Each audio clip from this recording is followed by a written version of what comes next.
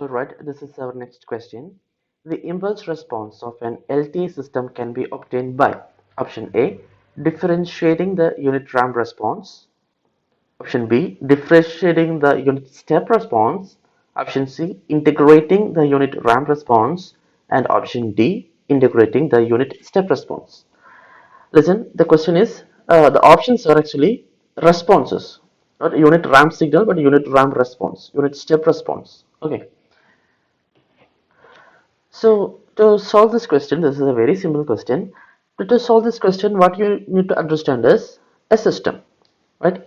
This is a system, and particularly it is a linear time invariant system to which an input x of t is given, and out of which an output y of t is obtained. And this system is characterized by a term called transfer function, h of j omega, or a transfer function. And what is the peculiarity of this transfer function? Actually, y of t, the output is equal to h of x of t. This is the meaning of the transfer function, right? So, and what is this transfer function actually? Transfer function is actually a complex number.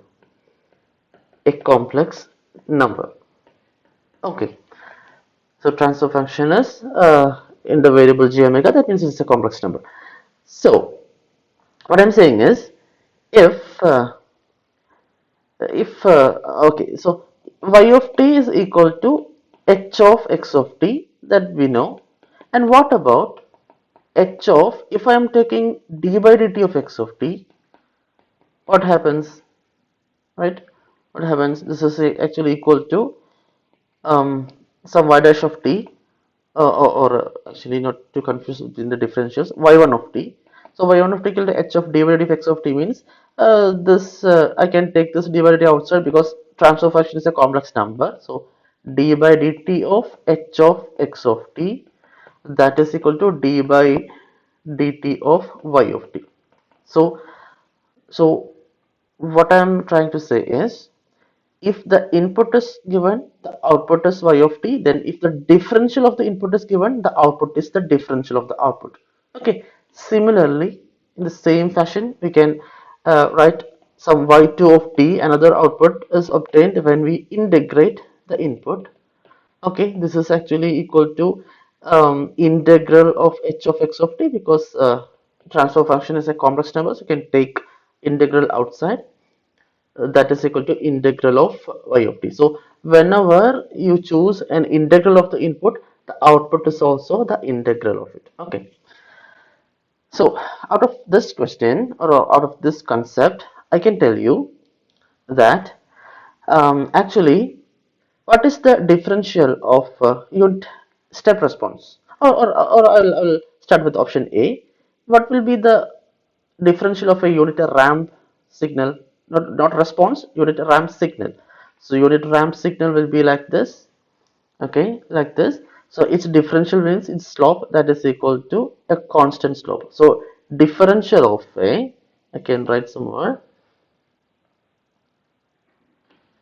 I can write that differential of ramp will give you a step signal. So differential of unit ramp will give you unit step signal, no doubt, unit step signal. Okay.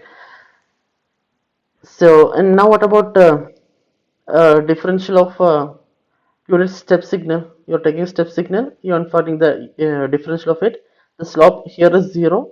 The slope here is also 0. But what about at t equal to 0? That is infinite slope. So this is impulse. So I can say differential of unit impulse.